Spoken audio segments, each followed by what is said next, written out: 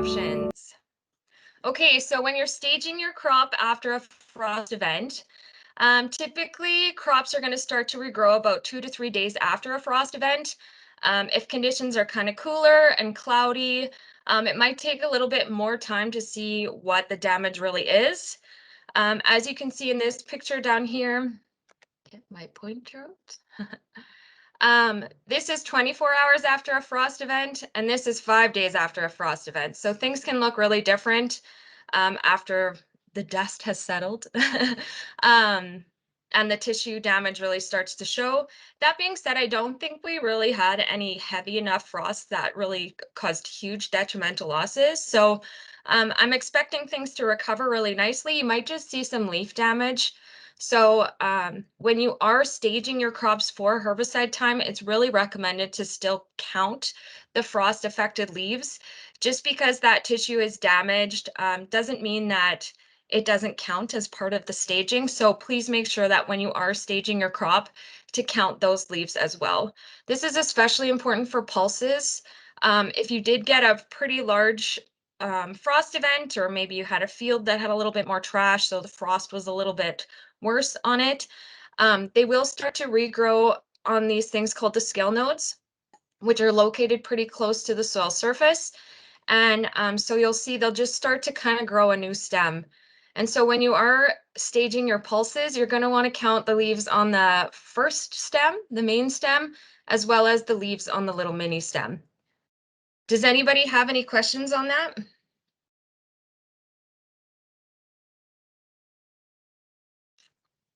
Awesome. Okay. When you're predicting how fast things are going to go, say you've noticed some weeds, but you're going to want to wait and see how many weeds are actually going to come from it. But you're worried about maybe missing your staging window, because I do think things are going to go relatively fast once the conditions warm up. A good rule of thumb that I kind of use when I'm thinking about when I need to go back out and check a field is usually cereals do about a leaf a week. Canola is about a leaf a week, but it's more like 5 to 7 days, so it can be a little bit shorter. And pulses, usually they'll grow about a node every 4 days. The things that would kind of speed this up would obviously be good growing conditions. So if you have those warm, sunny days, we have good soil moisture now. So once it starts using that, then it should go, especially in conjunction with the warm, sunny days. And also, if you kind of maybe use a midrow bander and that roots kind of hit that fertilizer band, you will kind of see a little bit of a jump there, but depends on the soil and that kind of stuff. But that's kind of how you can predict how fast things are going to develop. I also wanted to just run through how to stage your cereals. If you maybe lost a few plants, or maybe things didn't necessarily come up, you might see a little bit more tillers in your cereals this year. If you have a heavier seeding rate and you had really good emergence, and your plant stand targets were higher, then you should see less tillers. But if your plants are a little bit more spread out, you might find more. And the way to really distinguish between a tiller and a leaf, because for the most part, everything is by leaves for herbicide,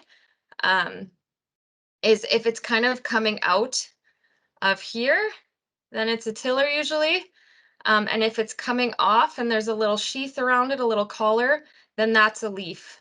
So you want to make sure that you're paying extra good attention on where that leaf is coming from, because a tiller and a leaf when you're staging might be a little bit different. So just wanted to remind everybody on the different staging with cereals. Any questions? Chanel, do you have anything you'd like to add to that? I think you covered it really well, but yeah, like Kira had said, you will probably have more tillers growing after this, so after this weather. So yeah, good job, Kira. Yeah, especially if you lost some plants. They like to fill in the space that's available to them, and that's when you'll see a little bit more tillering. So I kind of wanted everyone to be prepared for that. Things should be coming in nice now that we got some moisture, though. Everything should be coming in. Yeah, and sometimes it can be alarming when you go and you just see these plants just taken off like that. So it's a good thing you went over that. Quick question here. Yeah. I noticed on our Durham after this cold, snowy, frosty stuff, about midway through up the leaf, the plants are maybe about 2 inches high. We've got some yellowing, browning. Obviously, that's likely due to our frost and whatnot. Are we likely to see that subside now that we're getting warmer? Yeah, definitely. Something that can happen too is if it's kind of just a line, that can be temperature banding. And pretty much what that is when it's kind of growing through colder temperatures, you might see that too. But it could be just some frost damage, especially if it was on the tip of the leaf or, um, yeah, I don't expect you to really see that. You might see some more temperature banding if things are still cool as that part of the leaf comes out, but it hasn't really been known to cause yield damage or anything. It's just something that you'll see, kind of like a strip. Is it like a strip on the leaf, Chris? Yeah, it's maybe about I don't know, about an inch wide, I would say, or something like that. Midway through, oddly enough, it wasn't necessarily on the tips right on, but you could tell some discoloring midway through the that first I guess tiller that's coming through there, or leaf. And was it like green before the frost and then it turned yellow after the frost? So yeah, I couldn't say exactly how it looked before last Wednesday, Thursday here anyway. Yeah, I'll send you a picture of temperature banding after this and you can see if that's what it looks like. If not, it's probably just a little bit of frost damage. But it's something we can look at too, just to make sure. The only other thing I could think of what it could be is maybe if there was some like sandblasting or something that maybe created a lesion in the plant, depending on how big the plant was, where it was positioned in the field, or maybe like insect feeding, that kind of thing. So we can talk about it afterwards. Okay, here are one leaf stage herbicide options. A lot of them contain things like bromoxynil. That's typically a safe one that you can use around the one leaf. Um, it's not very common in my experience that people go in at the one leaf stage. Usually it's around the two leaf stage because everybody's just finishing up seeding around the one leaf stage. But if you do need to go in at the one leaf stage, there are options. If you are looking for an option that doesn't have recropping restrictions for lentils, because as you can see, a lot of them have recropping restrictions for lentils, um, Express SG, FMC doesn't really want to make like a really public statement about it, but I have used Express SG at the one leaf stage as well. So that's just one that you'll want to talk to your rep about and talk through too. The only thing with that one is it's only a group 2, so it's not getting any kosher or anything, but it could be a good option if you have like a lot of volunteer canola fleshing, but you want to wait until later for maybe some of your heavier hitters. But that is also an option where you don't have a recropping restriction. But otherwise, Chanel, in your experience, because these are a lot of like infinity products, are they usually safe for later or do you use them earlier on? I would say it depends on what you have growing out there. Like if you need to get in a little bit earlier, it's usually okay. Um, but yeah, it honestly depends on what's growing out in the field and what stage the weeds are at. Yeah. Sometimes it's nice if you skip pre-burn and you're planning on using like a 4-leaf stage product to go in at that 1 leaf, because within 3 weeks of good growing conditions, you might kind of have a mess, but there are options there if you need to go in. Yeah, I agree with that because you don't want your weeds to get ahead of your crop. Yeah, exactly. Okay, 2-leaf stage options. There's quite a bit more. Barricade 2 is always a traditional one. Just remember that if you're spraying it at the 2-leaf stage, it means you're not adding MCPA or 2,4-D to it at all. Because those ones, once you add those products, then you'll need to push the staging back a little bit. But Barricade 2 is a really good option. Travalis I've heard really good things about, but I haven't personally used it because of the lentil recropping, but we're going to use it a little bit more this year. Signal FSU, that's a pretty popular one. And then one that I really like the actual actives in it is Enforcer M. I'm quite surprised that they're allowing MCPA to be sprayed at the 2-leaf stage, but it's registered for that. And I like the actives in it because I think that we're going to need to start adding bromoxynil to stuff just to get a little bit more kochia control. So to me, this looks like a really good option if you're not worried about hawksbeard or anything like that. And if you're only worried about kochia, that looks like a really nice option. Any questions or comments? Most of them are bromoxynil tribenuron-based products. Okay, 3-leaf stage, this is when you can start adding in MCPA. Some of my favorite products around this stage is Avenza is a really nice product on barley. They have some really nice, their broadleaf mixture is really nice. I always try to make it myself, but I really can't. So pretty much it's Axio plus fluroxypyr and flurazolam, and then you'd be adding MCPA to it. Really good option. Supreme is another really good option. That one we usually recommend to add MCPA to it as well, but Pixaro is one that I've used quite a bit in the past. Chanel, do you have any favorites on this list? I really like Trident in wheat. That one is probably one of my favorites. I've seen it work in the field really, really well. And yeah, just coming from the Corteva side, Trident was always a really good product. Yeah, I really like Trident too. I haven't done it with MCPA. I usually add 2,4-D at a later stage, but it was a really good product. These ones that contain haloxyphin, which is Aralex, those ones have recropping restrictions on lentils. So if you are looking for some of those heavier hitters that don't have recropping, these like Avenza and Trident are really good options for that. Some of these options have the grassy mixed in with it. So like Avenza has Axial, Trident has Simplicity. So just note that too when you're looking through these options. But I'll send you guys this PowerPoint so you can kind of, while you're thinking about your in crop, you can kind of look through it too. 4-leaf stage. This is when you can start adding 2,4-D, which I love 2,4-D. So some obviously good heavy hitters. Octane, we've been using Octane for years, so that's a really good product. Enforcer D, this is a product that kind of just came on my radar this year because it has bromoxynil in it.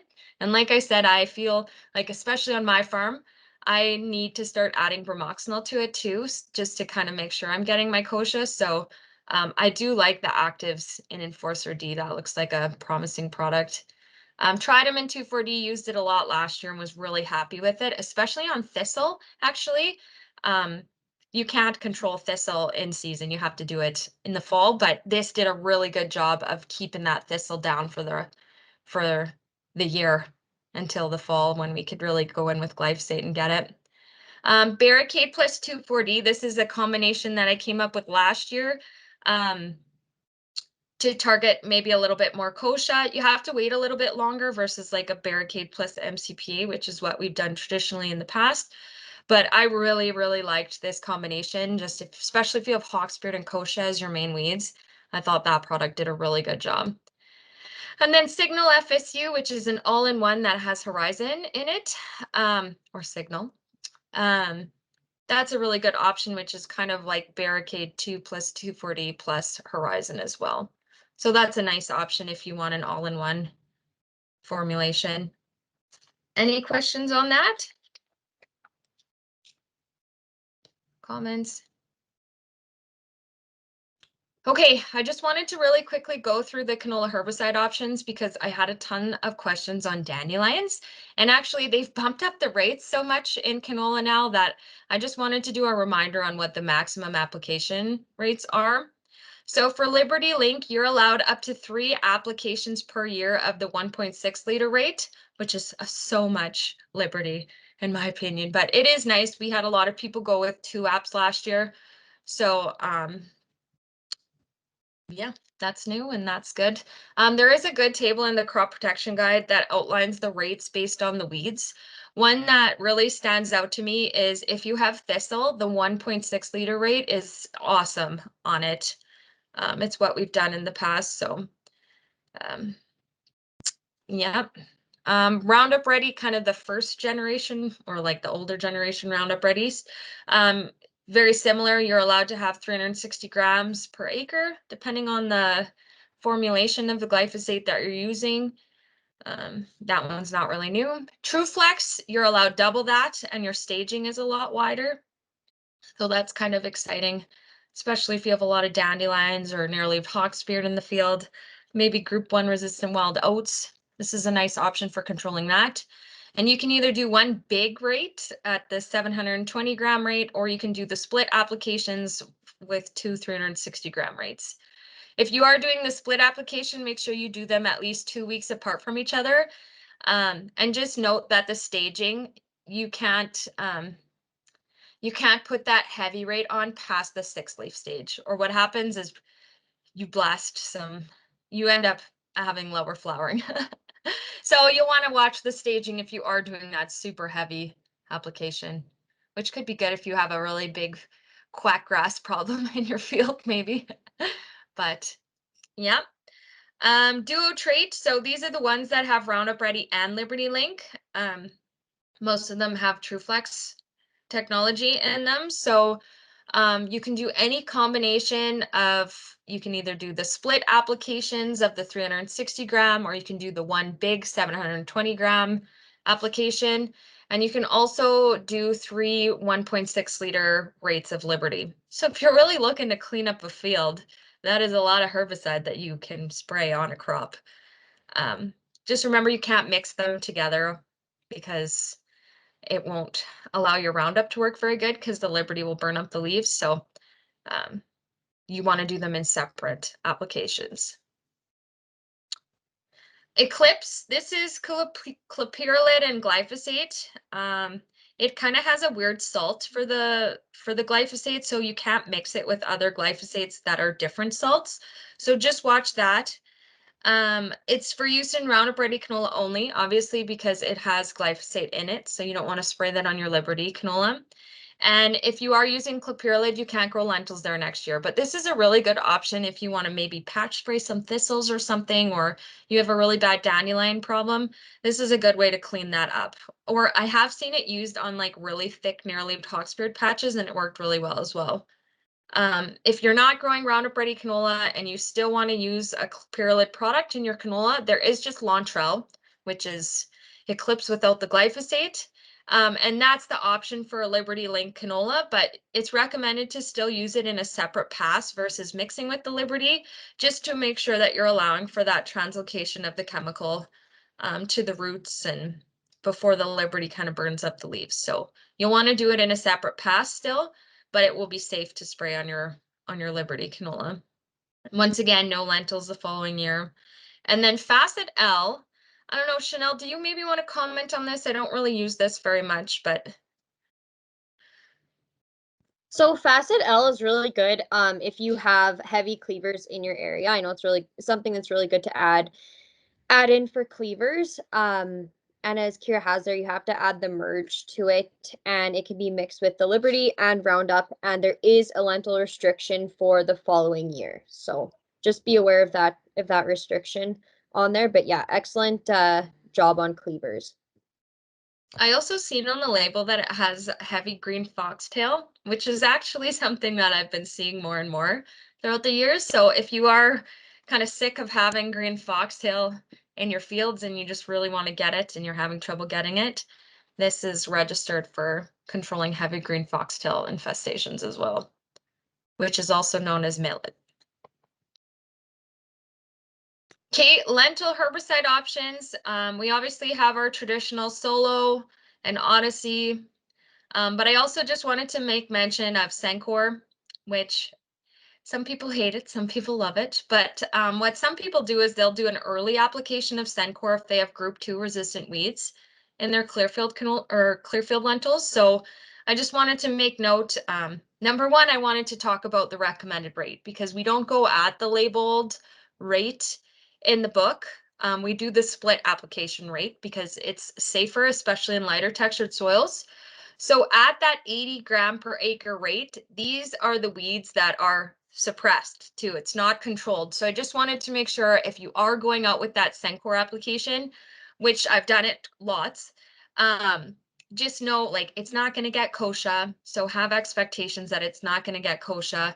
It's more for like group 2 resistant wild mustard, any kind of volunteer canola that's like the size of a toonie, and also stinkweed is a big one that we use it for. So, but it is kind of a nice option if you do have group 2 resistant weeds and you're going in with Solo or Odyssey afterwards. This can really help you to get a handle on those so that you don't have a lot of bright yellow flowers in the middle of your lentil crop when you go to spray your fungicide. So, but yeah, some people do just the 1 app of Sencor.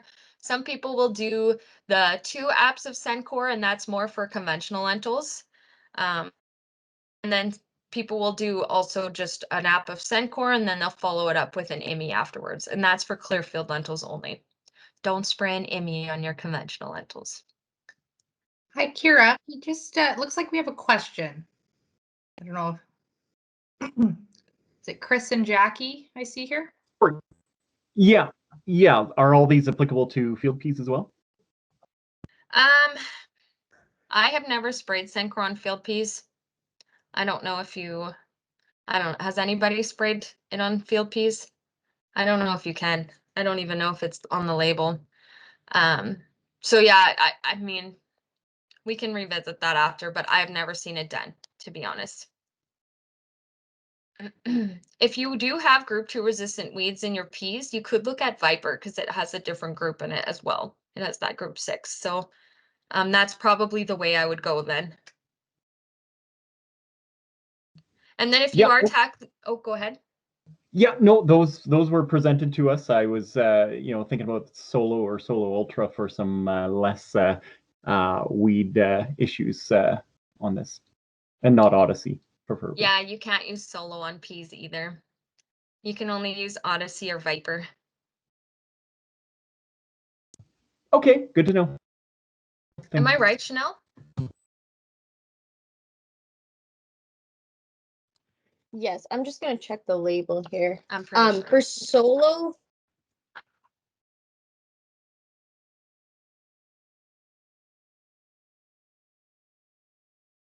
yeah, you could use Solo on your Clearfield lentils and soybeans. Yeah, I don't think you can use Solo on your peas. No. So I guess if you're looking for a product that doesn't have the recropping, you'd have to go with the Viper over the Odyssey. Mm-hmm. Okay, thank you. Good questions. All right. Foliar nutrition add-ins. Chanel, take it away. So, you guys, I will be talking to you all about some of the popular foliar products that we use in the area. So some of you guys may be asking yourselves, why use foliar products? And to answer that, foliar products are great. They're a great choice if your crops are experiencing any stressors, such as hail damage or any environmental conditions that aren't favorable, such as drought. And yeah, foliars also help with the uptake of chemical on your crops, and they also aid in moving nutrients in the soil solution to the plant roots. And like I said, they help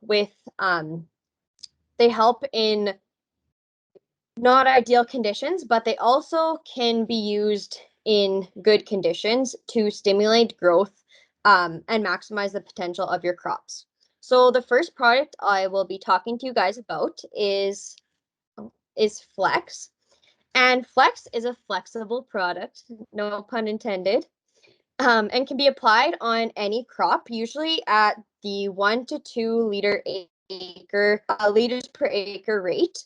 And Flex is commonly applied on canola, but there has been great success on peas when tank mixed with Viper. So when I talk about the success on peas, it was in dry, warm conditions, and the crop that was sprayed with the foliar product had less yellowing in comparison to the untreated side. So does anyone have any questions with Flex? We kind of refer to Kira? it as our multivitamin product because it has a little bit of everything. So if you're just kind of wanting to give your crop like a boost, that's what Flex is, essentially. It's a multivitamin. I like that comparison. So next we have Multicop, and Multicop is a fairly new product, and that can be applied on your cereals at the 1 liter per acre rate. And it's a formulation of boron, zinc, and copper.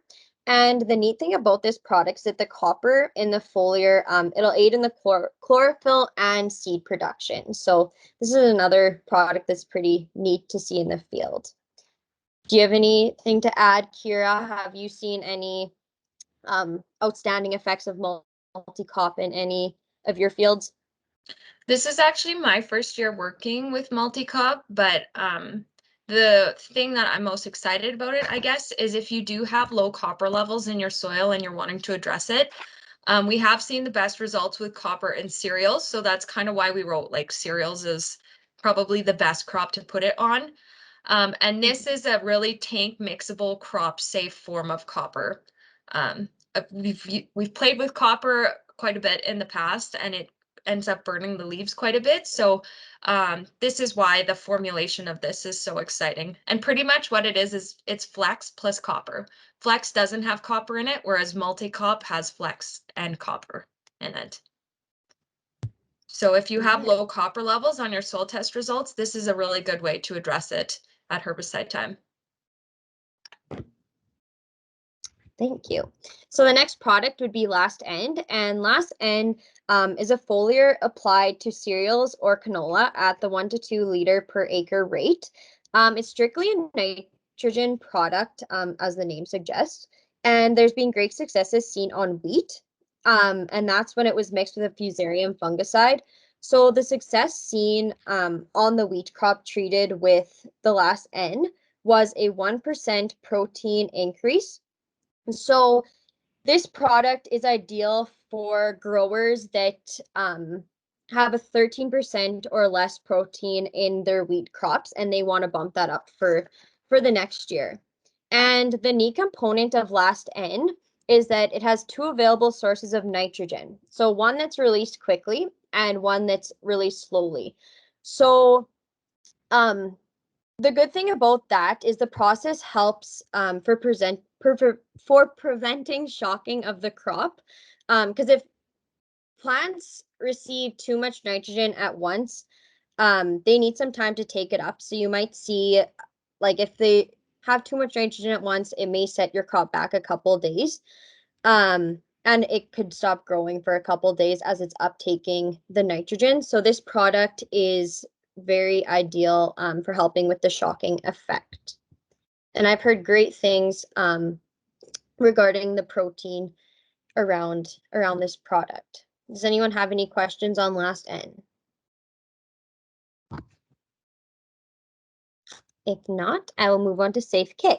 So Safe K, it's a highly concentrated form of potassium, and it can be applied on canola, peas, and cereals at the 0.4 liter per acre rate. This product's ideal if your crops are experiencing any potassium deficiencies, and potassium deficiencies can be seen if you have weak stems, browning or yellowing off of your crop, and also crinkled leaves could be a sign of a potassium deficiency. And this product is great to use in barley typically because there's more leaf disease and it just overall presents a higher yield potential. And the application time for this product is pretty dependent on your conditions. So for example, if your crop is experiencing leaf disease, a good time to apply this product would be at the flag leaf timing. So yeah, great product overall. I'll just comment on this product because this is kind of Yeah. like my baby product. I actually reached out to Yara and said, hey, you know, I think we want to look for a potassium-based product. And this is the one that they gave us because it's very tank mixable. And potassium can be really gross to tank mix. But the reason why we started to pursue a potassium-based product was because I started to really question like what is drought and why does drought look the way that it does on a plant? Like obviously drought is an absence of water, but what is that absence of water causing in the plant? And I really found out that a lot of it has to do with potassium because potassium plays a huge role in water movement in the plant. And so I'd actually nicknamed this product as our drought, but we call it quality because it helps with quality as far as plumper kernels and things. But it does that because it plays with the water movement in the plant. Um, and so when you have really dry conditions, potassium has a really hard time, number one, moving to the roots of our plants, but number two, moving within our plants. And it's really important to have potassium in our plants because it controls the opening and closing of our stomates, which really controls how much moisture is lost from the plant. And so that's why we started pursuing this Safe K is because we wanted something that would alleviate drought symptoms in our cereals. And that product really did it last year. We were really happy with how it performed. This year, I'm going to start playing with it a little bit on pulses as well because I've read a lot about how potassium plays a big role in disease and protecting plants from disease, which is really important in chickpeas, for example. So just to give a background history, that's why we are so interested in Safe K, because I know a lot of people think that there's a lot of potassium in the soil, so why would we need to spray it on foliar? And that's why is if there's really dry conditions, then your plant has a really hard time taking potassium up from the soil. And so it is a really good fit for applying foliar in those situations. And we'd also targeted it on barley too, not only because of leaf disease, because we do struggle with leaf disease, but also because kernel quality is really important, especially in malt barley. And we wanted to get that clumper kernel, that nicer quality. I do see the rate is wrong on here though, Chanel. It's 1.5 liters per acre. Thank you, Kira. I'll change that. Did anyone have any questions on the Safe K? No. Okay, so now we'll move on to Boartrack. So Boartrack is the last foliar product I'll be talking to you guys about. Oh, I see Chris has a question here. Sorry, can specific to cereals, can these be tank mixed with like a fusarium fungicide? All of these or some? It really depends on the product. So far, most of our last N can mix with most of our fusarium head blight products because we've got them all tested. But pretty much if there's a specific product that you want to mix in with it, then what we do is we just ask Yara to mix it for us and then give us the results. There is an app, which Chanel's going to cover, about tank mixing and if you can tank mix it. But so far, everything's tank mixed really nicely. There's just been a couple products that you might not necessarily want to add the surfactant, like for example, Miravis Ace.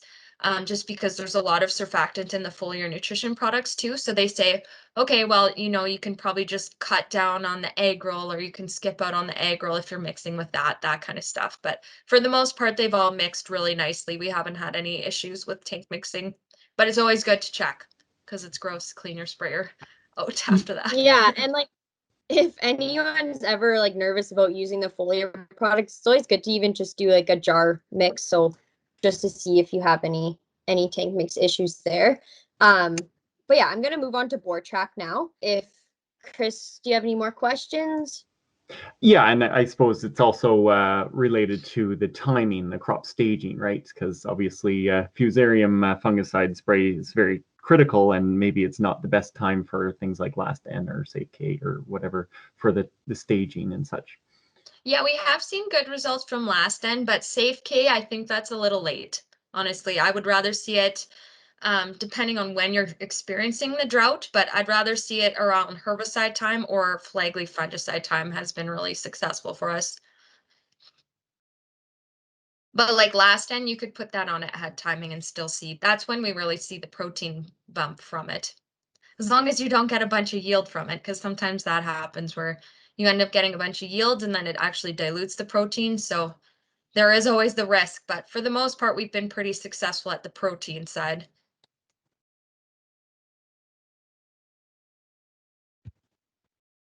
Great. So now I'll talk to you guys about the Boartrack. So Boartrack is a canola foliar, and that can be applied at the 0.4 liter per acre rate. And it's usually applied within 3 days of a stress event. So success with this product was actually seen after a hailstorm.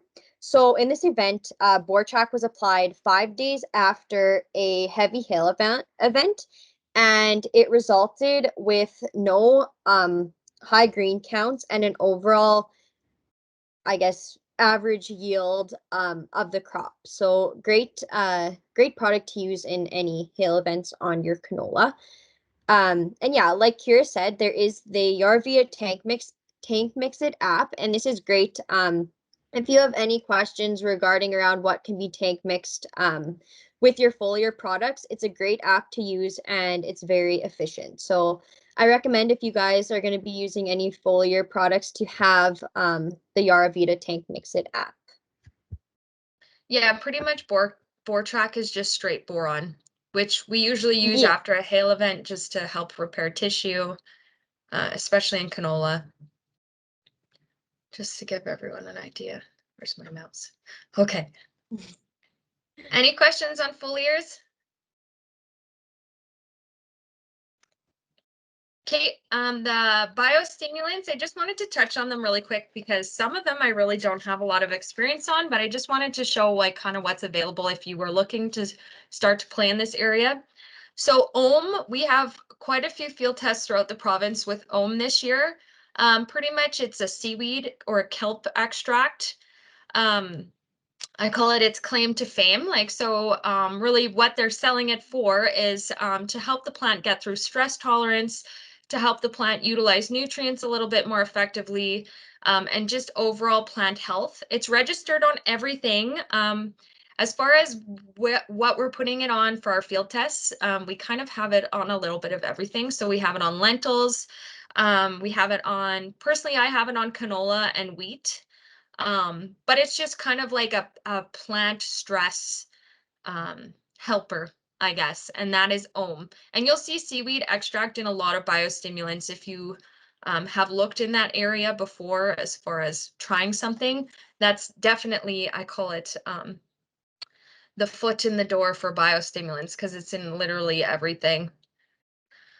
And Vita, this one is really exciting. This one kind of just came to us this year. And what it is, you know how you inoculate your pulses with rhizobia to help it fix nitrogen from the air? This is a bacteria that you can spray on other crops besides pulses, and it will do a very similar thing.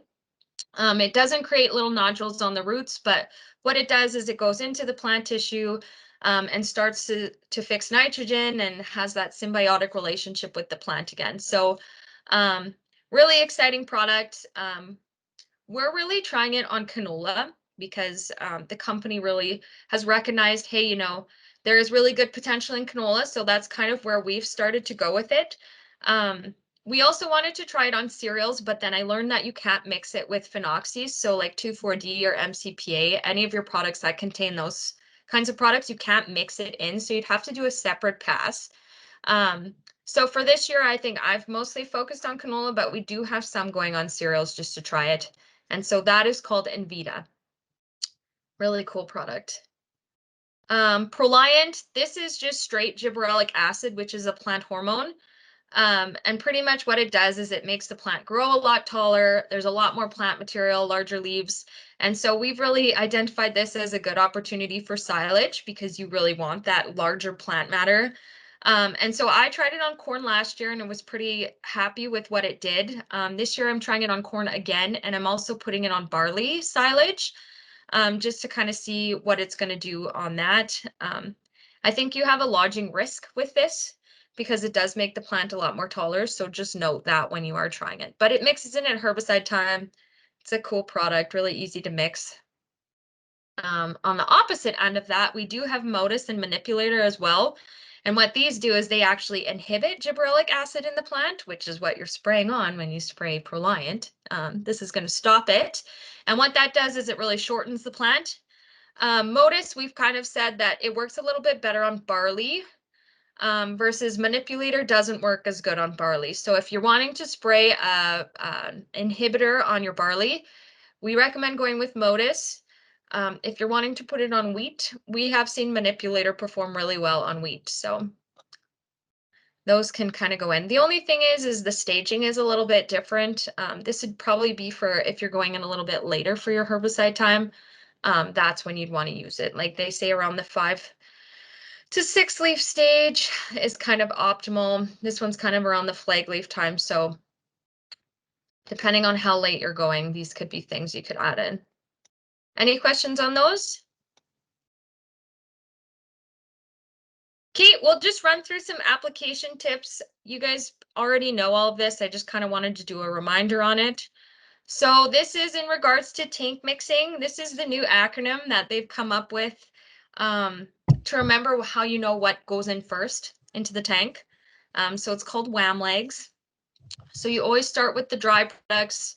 Then you're going to want to agitate it, microencapsulation, liquids. And the way that you can really tell what formulation a chemical is this is a screenshot from the crop protection guide. So you can find it in there if you look up this specific product and go to the page. It's just kind of included under here under formulation. I know they also put it on the cases. And if you do get kind of a co-pack kind of product that has maybe grassy and broadleaf, they'll also tell you the tank mix order on the box, which is pretty handy. But if you are looking for that formulation, for example, this one here, Pixaro is an emulsifiable concentrate for Pixaro A and Pixaro B. That's where you find that. And then you just remember WAM legs. It totally makes sense, WAM legs. Any questions on that? Any comments? When in doubt, ask your Cargill rep. We answer tons of tank mix questions every day, so we've probably already heard that tank mix order once in the day as it is, so. Okay, spray water quality. This one really, a lot of people are worried about this year just because water has been coming so hard. So here's the different parameters, I guess, that I would probably want to pay attention to for your spray water quality. Total hardness and bicarbonates is probably the #1 thing that we've been having come back a little bit high, I guess. Turbidity is also something that you need to watch. So total hardness, pretty much the products that really are going to be affected by total hardness are the products that contain 2,4-D. It also affects glyphosate, but I catered this to in-crop because that's kind of what we're thinking about right now. But so if you have a total hardness in your water quality test over 600 ppm, then you might want to look at adding like an Agro 90 or something. But it's a conversation that you're going to want to have with your rep first, because it depends on what you're adding to. If you're adding a grassy herbicide that has a lot of surfactant, it might be able to accommodate that depending on how high your level is. But I just wanted to give everyone an idea on what they should look for when they are testing their water.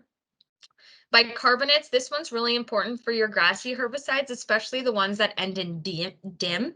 So for example, Post is sethoxydim, that's the active ingredient. And so if your active ingredient ends in dim, those are the products that are going to be affected by higher bicarbonate levels. So if you do come back with a higher bicarbonate level, you could either switch to a FOP, which is like a Quasala FOP, or like, for example, a product like Post, it can withstand a little bit higher bicarbonate levels, so you could look at that. The other thing that you could do is you could treat your water with either UAN or AMS, because that usually alleviates the problem as well.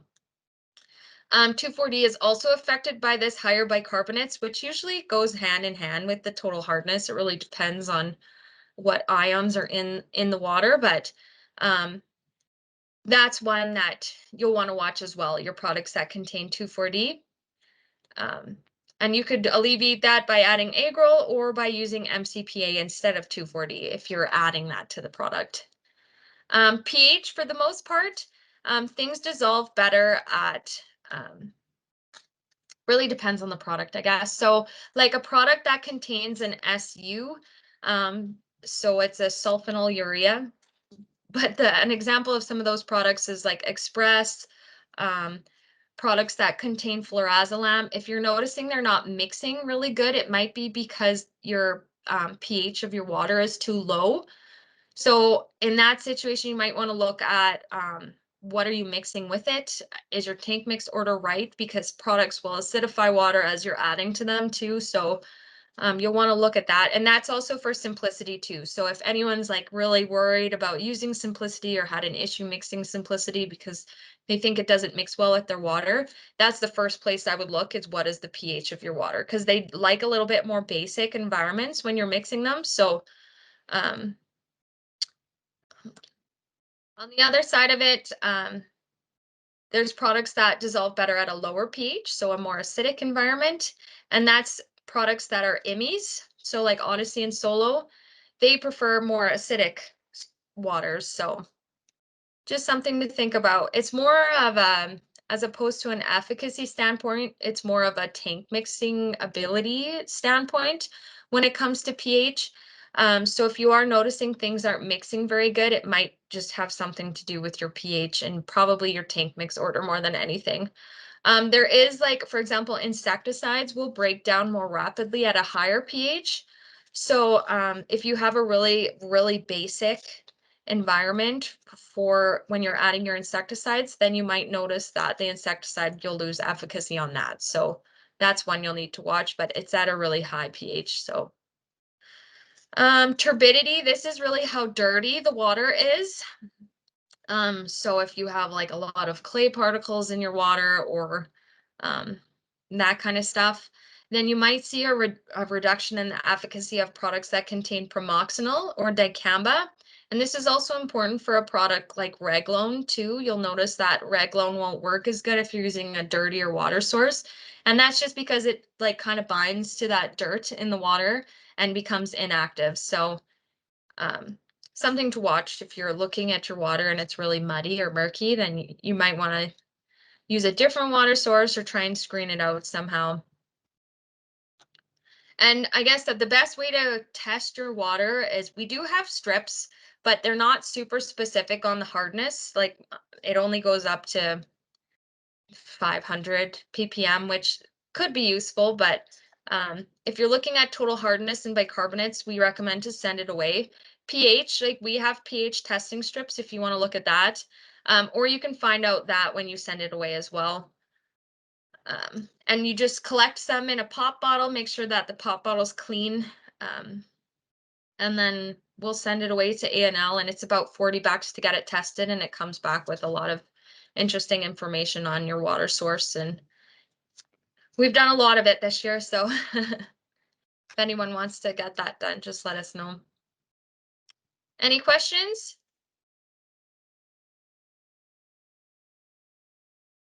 Kate, Chanel's going to talk about water volumes. So now we'll move on to the optimal water volumes for in-crop spraying. Okay, so if your weed pressure is high or your crop canopy is dense, it's crucial that the spray reaches the target with enough chemical to cover the weed and to be taken up by the weed. So in this condition, it could be because you maybe didn't get in with a pre-burn. Maybe the environment just wasn't favorable enough to be spraying your pre-burn. So yeah, you just want that coverage. It can be an issue sometimes if you don't have enough water volume. And yeah, like it says here, the increased water volume is the easiest way to get more droplets deeper into the canopy. So if you have larger crops with larger crop canopy, a higher water volume is ideal. And also the speed that you are spraying at too. Although I said spraying at higher volumes is crucial, glyphosate is an exception, as it can still do a pretty good job at lower water volumes. But when you're tank mixing with a contact herbicide, the higher water volumes do become necessary. Anything to add to that, Kira? I'll probably touch on it a little bit. Yep. Go ahead. So another thing to look out for is the contact versus systemic water volumes. So when spraying a systemic herbicide, one droplet on a leaf will generally be enough to kill the weed. Whereas when you're using a contact herbicide, the product doesn't move on the plant. So once it gets sprayed in that spot, it's going to stay there. So adequate control is mostly done with a higher water volume for contact herbicides, just because you want that entire plant to be covered. No, that's really good. Higher water volumes is always better, except for Yeah. glyphosate. Yes. Go with the higher volumes. Yeah. So on that note, this is a really nice table that I found on Sprayers 101 a while ago, and I kind of always use it when I'm considering like spray quality, what kind of droplet size I'm really looking for, and it can really vary based on just the mode of action and how that herbicide is actually working. So I'm not by any means a nozzle expert, or I could not give a recommendation on specific nozzles, but based on what is going into the tank, I think it's a good way to really remember, okay, well, what is the spray quality? Am I looking for coarse or am I looking for medium? Um, and then this kind of just gives you a size of the actual droplet that you want to look for if you really get that specific. So I just thought it was kind of a nice table to show that is available. And so if you are thinking about that and getting that specific with your spraying, this can really sum it up for you.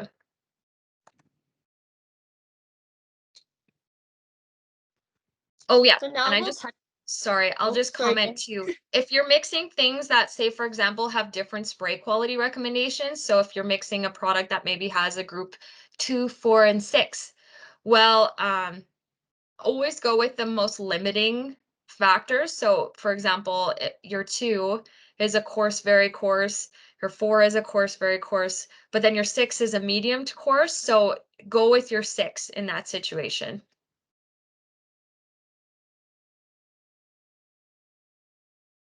Makes sense. Okay.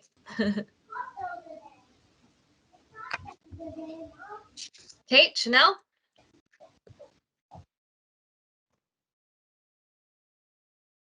We have a question here from Chris and Jackie. Got a Okay. hand raised. Very polite. Oh, sure, sure. Now, whether things are in like drier conditions, I know that was a consideration for the burn-off. Should one use more water just to maybe have it take up the herbicide a little better? Is that a drought management tool, or is that not true?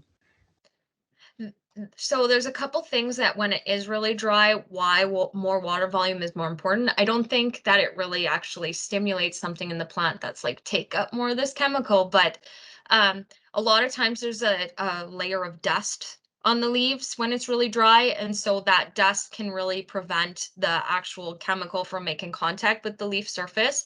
So if you have more water volume, chances are high you're going to get more spray droplets actually on that plant. So increases the likelihood of your plant taking up enough of that chemical in order for it to have that potent dose.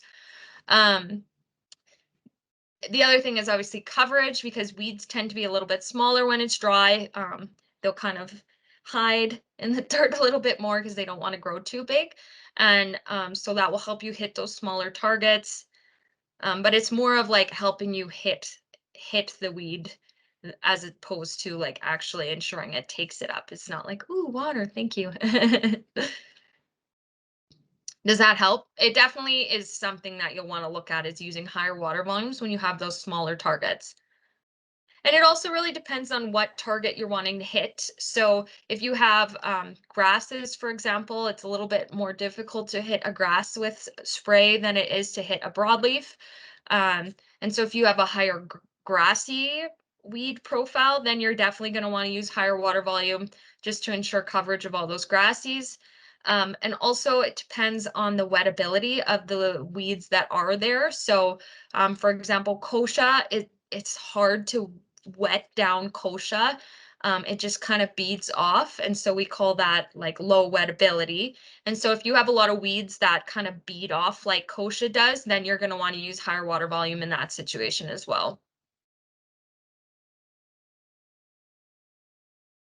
Great, thank you. Awesome. Good questions. Perfect. We will move on to Rainfast now. So herbicide labels include recommendations on how much time must elapse between application and a rainfall to ensure your good herbicide performance. So generally the herbicide recommendations are based on good growing conditions. So if you fall into a situation where you have poor conditions, it may require a longer interval between application and rainfall just to be sure that the herbicide translocation within the weed before the chemical is getting washed off. In your crop protection guide, it will tell you all of the rainfast times. So as you can see here on the Pixero label, the rainfall time is within 1 hour. So just be sure of your rainfast times before you go out spraying if it's looking a little bit cloudy. And yeah, any amount of rainfall does have the potential to reduce your herbicide efficacy. And if a herbicide's applied and it rains before its rainfast time, again, it reduces the efficacy of your herbicide. So just be aware of those times and what the weather's like. And yeah. And your tank mix partner, always go with obviously the limiting factor with your tank mix partner too. So if your grass seed takes a little bit longer to go within the plant, then you should respect that rain fast versus the one that's like 30 minutes. Yeah, there's no getting out of that one. Go with the one that's longer. Yeah. And now we'll get into spray temperatures and herbicide performance. But before that, did anyone have any questions regarding rainfast? If not, I shall move on. So when spraying in crop, you ideally want to spray when temperatures reach 5 degrees or higher consistently, so over a couple days. Cooler nights and days that don't quite reach 10 degrees, they won't provide the high metabolic activity for your chemical uptake. So cloudy days also impact chemical uptake in that sense too. So you don't want to be spraying on those cloudy, cold days. Cool humid conditions are also not ideal. So as it says here, the optimum control is 20 to 25 degrees after a night of 10 degrees. And then we run into some flashing of the crop. So in higher temperatures, it will reduce the ability for the crop to tolerate the herbicides. And also for the cool humid conditions, are also prime for herbicide injury due to the fact that the leaf cuticle, so the waxy layer on your leaves, is thinner, which allows for like intense uptake of your chemical during those cool conditions, and it reduces the speed at which the herbicide is inactivated to the crop. So this can also lead to the flashing. Like typically your crop will grow out of it, but it does cause a stressor on it. Yeah, and then I guess as you get hotter, the reason why you don't want to spray when it's really, really hot for most chemicals is because it actually just evaporates off the leaf surface before it actually takes it in. So anything above 27, you need to start looking at that. Some chemicals actually have specific temperatures that are like, for example, Buctril M. You don't want to spray Buctril M on a flax crop if it's hotter than 25 degrees because it'll flash the flax a lot more just because the flax is already stressed out. But you'll also see reduced efficacy of weed control because the stomates of those weeds have closed up. It's harder for the plant. It's not really taking anything in. So we say 27 degrees is kind of the temperature when you want to stop. Liberty is an exception. And then if you're spraying insecticides, you want to spray at temperatures lower than 25 because any higher than 25, the metabolism of the insects is really heightened. And so you won't actually see as good of a kill when you spray the insecticide. So you want to kind of spray it when it's a little bit cooler for insects. And you also won't have as many insects up because they just kind of want to lounge in the soil in the shade, and you won't see as many to hit with the insecticide. Okay, And the that's all. temperatures also, I'll just add the temperatures are also in the crop protection guide on the product label. So if you ever run into that, the information is there. Yeah, exactly. Okay, questions? Sorry, we ran a little bit over time. Well, if anything does come up, here is our contact information. So feel free to send us a text or send us an email, and we'd be happy to help you out. If anybody wants the recording or the copy of the slides, please reach out to your Cargill rep, and we'd be happy to send it to you guys. And yeah, thank you guys so much for your time. I hope this answered some in-crop questions, and have a great season.